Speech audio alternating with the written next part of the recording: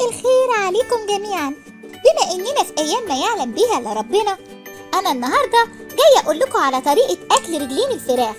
احنا هنجيب رجلين الفراخ ونقدمها للضيوف عادي خالص. هنحط في كل طبق رجل واحده بس، ما ينفعش تحط 2 ابدا مع بعض، نو، مرفوض. لازم رجل واحده بس. هتقولي ليه رجل واحده بس؟ هقولك كده، هو الاتيكيت كده، كل طبق فيه رجل واحده بس. طب هناكلها ازاي؟ طبعا هنمسك الشوكه والسكينه ونحاول نقطع رجلين الفراخ. ما اتقطعتش ما تيأس، حاول مره كمان. حاولت تاني منفعش، حاول مره كمان.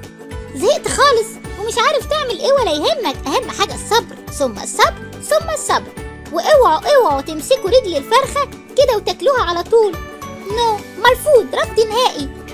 كل اللي كان متعود ياكل البانيه بالشوكه والسكينه وفجاه ما بقاش قدامه الا رجلين الفراخ يحط في اعتباره ان الزعل مرفوض.